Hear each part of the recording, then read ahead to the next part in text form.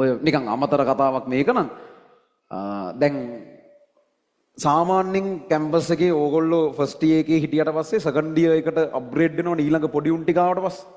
ඒතර එක එක කැම්පස් වල තියෙනවා ඊවට ආවේනික කල්චර්ස් තියෙනවා. හැබැයි හැම එකේම මීට අනුරූප මොකක් හරි වැඩක් වෙනවා. දැන් අපේ ෆැකල්ටි තියෙනවා ෆ්‍රෙෂර්ස් වෙල්කම් කියලා මාස ගාණක් යන ප්‍රොජෙක්ට් එකක් තියෙනවා. ඒ ෆ්‍රෙෂර්ස් වෙල්කම් එකේ වෙන්නේ මුලින්ම තියෙනවා තරඟ වගයක්. ඒ කියන්නේ සිංගින් අනම්මනම් එහෙම සාමාන්‍ය හොඳ කම්පිටිෂන් ටිකක් තියෙනවා. ඉතින් ඒවල මේ ඒ සතියක් හිතන්නකෝ දැන් මේ සතියේ තියෙන්නේ මොන හරි කම්පිටිෂන් සිංගින් තියෙනවා, ඩ්‍රාමා තියෙනවා, අනවුන්සින් ඒ වගේ කම්පිටිෂන් ටිකක් තියෙනවා. ඊළඟ සතියේ තව මොන හරි කම්පිටිෂන් ටිකක් තියෙනවා. තුන්වෙනි සතියේ තව මොන හරි තියෙනවා. ඊට පස්සේ ඒ වගේ සිලෙක්ට් වෙන කට්ටිය සෙකන්ඩ් රවුන්ඩ් වගේ එකට යනවා JTS කියලා ජූනියර් ටැලන්ට් ෂෝ කියලා එකක් තියෙනවා. ඒකෙන් අර තරඟ ඒ කියන්නේ අර තරඟවල සිංගින් වල හැම එකම සින්දු කියන්න ඕන. හරි. ඒතකොට දැන් නම් එහෙම නැහැ. සින්දු කියන කැමති නැත්නම් නොකිය ඉන්න පුළුවන්. ඒ කාලේ හැමෝම සින්දු කියන්න ඕන අනිවාර්යෙන්. අපිට හැමෝම සින්දු කියන්න තිබ්බේ. ඊට පස්සේ බැච් වලට ඉද්දි අර සමහරක් වෙන්නේ කෙන්දිරි ගන්න පටන් ගන්නවා. ඊට පස්සේ නිකන් ඔය අර දැන් රැක් කියලා එකන්නේ අංශු මාත්‍රියවත් නැහැනේ. ඒ හින්දා දැන් එහෙම ළමයි සින්දු කියන්න කැමති නැත්නම් සින්දු කියන්න දෙන්නව බෑ. ඉතින් හරි තමයි ඒවා. මට ඉතින් අරකට පොඩි ආතල්ලක් තියෙනවා. ඒක බැලන්ස් එකේ අරන් යන්න මිනිස්සු දැනන් ඉන්න ඕන. දැන් කොහොමද මොකොත් නැහැ. දැන් කැමති වුණ සින්දු කියද නැති වුණ නිකන් ඉන්න පුළුවන්. ඒතර මේ එහෙම සිංගින් කියලා හැමෝම සින්දු කියනවා. එහෙම අර එහෙමෙන් තියෙනවා. කියලා ඒකෙන් සිලෙක්ට් වෙන සෙට් එකක්. ඒ කියන්නේ ජජ් කරන්නේ ප්‍රොෆෙෂනල් ජජ් බෝඩ් එකක් ඉන්නවා. ඒවට අර හැමෝම කියන්න ඕනේ. ඉතින් හරි. එතකොට මේ එහෙම ඇවිල්ලා ඒකෙන් සෙකන්ඩ් රවුන්ඩ් එකකට කියලා එකක් ඇවිල්ලා ඒකෙන් ජූනියර් ටැලන්ට් ෂෝ කියලා තියෙනවා. ඒකෙනුත් තේරෙන තරඟ දිනන කට්ටියයි උඩ බැජ් එකේ හොඳට පර්ෆෝම් කරන්න පුළුවන් අය එකතු වෙලා ෆ්‍රෙෂර්ස් නයිට් කියලා මේ එක නයිට් එකක් තියෙනවා. එතනින් තමයි ෆ්‍රෙෂර්ස් වෙල්කම් කියන ප්‍රෝග්‍රෑම් එක ඉවර වෙන්නේ. ඒක කොන්සර්ට් එකක් වගේ කියලා ඊට පස්සේ රැට කණ්ඩ දෙනවා. ඩිනර් එකකුයි DJ එකකුයි ඔන්න ඔය ටික තමයි තියෙන්නේ ඒකේ. මේ ෆ්‍රෙෂර්ස් නයිට් එකේ. ඒ ෆ්‍රෙෂර්ස් නයිට් එකේ තියෙනවා දෙක එක සංස්කෘති එක ඒවට අදාළව තියෙනවා. දැන් නම් ඒවා ගොඩාක් ඒවා අයින් වෙලා තියෙන්නේ. ඒ කියන්නේ මේ ඒක නම් යන්න ඕනේ අනිවාර්යෙන් කපල් විදිහට. ෆ්‍රෙෂර්ස් නයිට් එකට අනිවාර්යෙන් තව එකෙක් හොයාගෙන යන්න ඕන. දැන් ඕක වේ අපේ බැච් එකට හොඳටම වැඩේ ගැලපුණා. අපේ බැච් එකේ ගානට පිරිමි ළමයි ගානයි ගෑනු ළමයි ගානයි සමානයි. සාමාන්‍යයෙන් වෙන්නේ එහෙම නෙමෙයි. සාමාන්‍යයෙන් මේ තුනෙන් එකක් තුනෙන් දෙකක් වගේ තමයි බෙදෙන්නේ. පිරිමි ළමයි තුනෙන් එකයි ඉන්නේ ගෑනු ළමයි තුනෙන් දෙකක් වගේ වෙන්න එනවා. ඒතකොට සාමාන්‍යයෙන් කපල් වෙලා ඉවරනාට පස්සේ ඉතුරු උන්ට කොල්ල හරි කෙල්ල හරි තමයි කපල් වෙලා යන්න වෙන්නේ. වෙන කරන්න දෙයක් නැහැ. ඉතින් එහෙම හරි යන්න දෙනවා. ඉතින් අපේ බැච් එකේ එහෙම උන්නේ නැහැ. අපේ හැම එකකටම මොකක් හරි හම්බෙන විදිහට තිබුණා. ඒ කියන්නේ ඒකෙත් එක එක මේ විදි වලට ඒ කම්බිනේෂන්ස් හදනවා. අපේ නම් දුන්නේ අපිට කැමති එකෙක් තෝරගන්න වගේ දුන්නේ. ඉතින් අර පොඩි හැපනින් ගතියක් තියෙනවා.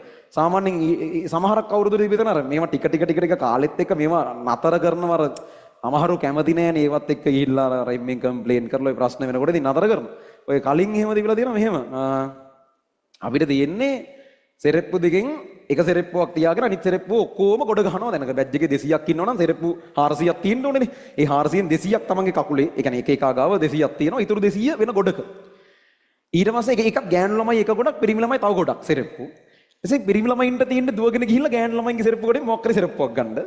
ගෑනු ළමයින්ට තියෙන්නේ දුවගෙන ගිහිල්ලා පිරිමි ළමයින්ගේ සෙරෙප්පු කොටේ සෙරෙප්පුවක් ගන්න. හරි. ඊට පස්සේ තමන්ට ආවින් එකෙන් දැන් මම මොකක් හරි සෙරෙප්පුවක් ගත්තා නම් ඒ සෙරෙප්පුවේ අයිතිකාර එක ගෑනු ළමයාත් එක්ක තමයි මම යන්න ඕනේ ෆ්‍රෙෂර්ස් නයිට් එකට යන්න. ඒ වගේ හැම තියෙනවා. ඒක තරට නිකන් අර මුළු සියලු දේ තීරණය වෙන්නේ කකුලේ සයිස් එක මත. දැන් අපි ගිහිල්ලා සෙරෙප්පු කොටින් සෙරෙප්පුවක් තෝරද්දී අපිට වෙන බලන්න දෙයක් නැහැ නේද? සයිස් එකනේ බලන්න තියෙන්නේ. සාමාන්‍යයෙන් මේ සයිස් එකක්වත් වෙයි කියලා තමයි ගන්න තියෙන්නේ. අර එහෙම පොඩි මේ හදපු මේවා තියෙනවා. ඒවා පස්සේ ඉතින් සමහරව ඒවත් අර කම්ප්ලේන් කළා. ඒවා ඉතින් ඇත්තටම ඉතින් ලොකු අවුලක් නැහැ නේ. මට සමහරව ඉතින් කැමති නැති අය ඉන්නවනේ.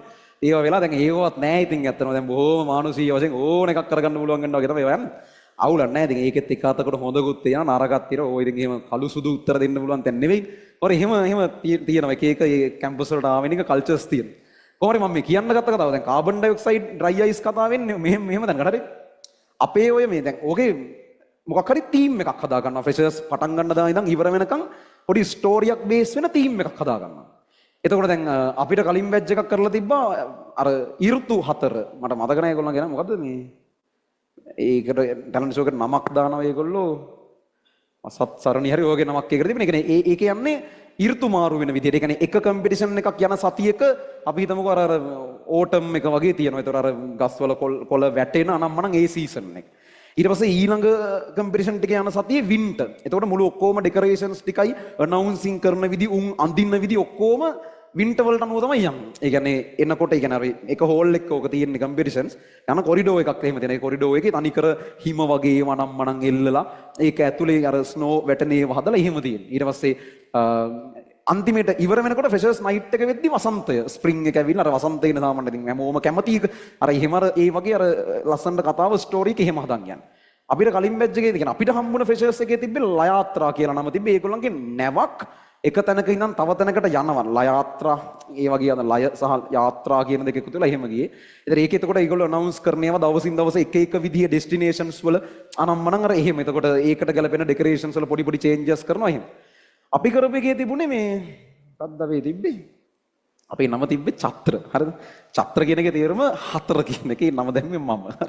මේ එතකොට මේ නෑ ඒක හින්දා නෙමෙයි නම ආවේ. ඒකේ අපේ concept එක ගියේ ඇත්තටම 4 seasons නෙමෙයි 4 elements එක. අර elements හතර මත සාමාන්‍යයෙන් යන මේවා එකක් තියෙන මොනවද අර ප්‍රධාන හතර? ඒකට මම දැනගත්තේ ඒකෙන් කොහොම හරි මේ කරා එක එක්කනාගේ අදහස් එකතු කරලා තමයි ඔක අපි දාන්නේ. මේ මොනවද තියෙන්නේ? ගින්න පස වාතය ජලය අර ඕකේ මත ඇනිමේටඩ් සීරීස් එහෙමත් තියෙන අර මේ ඒ හතර තමයි අපි බේස් වෙලා තිබුණේ. අපේ එතන concept එක තිබුණේ අර ලංකාව හතර කොනෙන් එන එක එක විදිහේ හැකියාවල් තියෙන එක එක විදිහේ ළමයි ගොඩක් එකතු වෙලා මේ ෆ්‍රෙෂර්ස් නයිට් එක කියලා මොකක් හරි දෙයක් එළියට දානවනේ. ඒක හරියට අර දේවල් ටික එකතු වෙලා ලෝකෙ හැදුනා වගේ. අර එලිමන්ට්ස් හතර එකතු වෙලා මේ ලෝකේ නැත්නම් විශ්වය කියලා මොකක් හරි දෙයක් එනවා වගේ අර හතර කොනෙන් ආපු හතර විදිහක මිනිස්සු එකතු වෙලා මේවා වෙනවා වගේ ඔහොම එකක් තමයි concept එකට දාන්න ගියේ. මේ කොහොම හරි කතන්දරේ උනේ ඕකේ ඩෙකරේෂන්ස් වල දැන් අපි එක එකට වෙනස් කරනවා. දැන් ගින්දර මත පදනම් වෙලා යන එකේදී අර කොරිඩෝ එකේ එහෙම පල්ලෙහා ලෝදිය කියන්නේ ඇත්තේව නෙමෙයි හරිද? කියන්නේ පල්ලෙහා තියෙන්නේ රතු පාට ඉටි කොලයක් කෙලලා ඒක යටින් ලයිට් ගහුවම රතු පාට දෙනවනේ. ඊට පස්සේ ඒක උඩ අර කළු පාටට වගේ ගල් වගේ රිජ් ෆෝම් තියලා තියෙනවා. ඇවිදගෙන එන්නේ උන් ඒක උඩින් එන්න ඕන. වැටෙන්න එහෙම බෑ. වැටෙන්න බෑ කියලා ගන්නෑ. නමුත් ඉතින් එහෙම තමයි තියෙන්නේ. ඒතර ඒක ගින්දර තමයි ඒක තියෙන්නේ. ඔහොම දැන් වෝටර් වලට ඊට අදාළ වෙන මේකක්. ඒක නිකන් වතුර පාරක නිකන් එහෙම එනවා වගේ එකක් ඉන්න තිබ්බේ. අර්ත් වලට අදාළව ගස් කොළන් අනම්මනම් අපිට ප්‍රශ්නේ උනේ එයා වලට ඩෙකරේෂන්ස් නෑ. එයා කියන්නේ වාතයනේ හුලන්නේ. මොනවද කියන්නකො හුලන් කිව්වම ඉතින් ඩෙකරේෂන්ස් කියලා දාන්නේ. ඔන්න ඔය ප්‍රශ්නෙට තමයි අපි කාබන් ඩයොක්සයිඩ් සොලිඩ් එක මේ කියන විසඳුමකට තීරණය කරේ. ඒ කියන්නේ CO ඒක ළමයෙක්ගෙන් ආපු අදහසක්. මේ කාබන් ඩයොක්සයිඩ් සොලිඩ් එක අරගෙන අර වෙඩින් වල එහෙම තියෙන අර වතුර වගේ දාද්දි මෙහෙම දුම නිකන් පහළට වැක්කිරනවා වගේ එකක් වෙන්නේ. නිකන් දියැලක් එනවා වගේ දුමක් පහළට එනවා වගේ එකක් ඔය වෙඩින් වල එහෙමත් මේ අයිටම් එක කරනවා. අපි කරේ මෙහෙම වැඩක්. මේ ඔය උඩ හෝල් එකට එන්න පඩි පෙලක් තියෙනවා. ළමයි එන්නේ පඩි පෙලක් නැගගෙන. දැන් අපිට කරන්න ඩෙකරේෂන්ස් නැහැනේ. මොනවා හරි කරන්නත් එපයි. හරි. එතකොට කරන්න තිබුණේ පඩි පෙල දිගේ උන් නැගගෙන එනකොට අපි පඩි පෙලේ උඩම ඉඳන් අර ඩ්‍රයි අයිස් තියලා එව්වට වතුර දානවා. වතුර දාදි වතුර කාමර උෂ්ණත්වයේ තියෙන ඩ්‍රයි අයිස් සීතලයි. ඒ උෂ්ණත්වයෙන් කාබන් ඩයොක්සයිඩ් සොලිඩ් එක ගෑස් වෙනවා. කාබන් ඩයොක්සයිඩ් වායුවේ ඝනත්වය සාමාන්‍ය වාතයේ ඝනත්වයට වඩා වැඩි. සාමාන්‍ය වාතයේ මෞලික ස්කන්ධය ඇවරේජ් කරලා ගත්තම 30කට කිට්ටු ගණක් කියන්නේ කාබන් ඩයොක්සයිඩ් 44යි. කාබන් ඩයොක්සයිඩ්ගේ ඝනත්වය අරකට වඩා වැඩි හින්දා කාබන් ඩයොක්සයිඩ් එකපාර උඩ යනවා වෙනුවට පල්ලෙහාට නිකන් වතුර වගේ ගලාගෙන යනවා. ඒතර පඩි පෙළ දිගේ නිකන් වතුර පාරක් එනවා වගේ නිකන් දියැලක් වගේ වතුර නෙවෙයි අර දුමක් වගේ මෙහෙම පල්ලෙහාට දියැලක් වගේ හැබැයි දියැලකුත් නෙවෙයි. එතකොට අර පොඩි උන් ටිකට ඉතින් උඩට එද්දි මෙන්න දියැලක් වගේ එකක් එනවා. ඒක වතුරත් නෙවෙයි ඒ උනාට වතුරත් වගේ. එතනින් එයා විදිහට තමයි ඒක ඩෙකරේෂන්ස් කරන්න මේවා කරගේ මේ මොකද හරියට එහෙම එකක් කරන්න බැරි හින්දා. අර ඒ වගේ එතකොට මේ ඩෙකරේෂන්ස් කටයුතු සඳහා කියලාත් ඕනනම් මේක ගන්න පුළුවන්. ඒ වගේව ලියන්න එපා. අපි ඉවරට ලකුණු දෙන්නේ නැහැ. හරි. අපි මේ නෝට් එකේ කාබන් ඩයොක්සයිඩ් කැර ටික සම්පූර්ණ කරමු. නෑ කැම්පස් ගිහිල්ලා ඉතින් ඕගොල්ලන්ට ඔහොම මොන හරි දේවල් ටිකක් තියෙනවා. ඉතින් ඒක හෙන අමුතු එකක් කීක. හෙන එක අතකට ඉතින් අමාරුයි. ආය අතකට ඉතින් ආය හැරිලා බැලුවම හොඳ ඒවා තිබිලා තියෙනවා. ඒ වෙලාවෙදි මතක් වෙන්නේ නැහැ. පස්සේ තමයි තේරෙන්නේ. ඊළඟ බලන්න. හරි කාබන්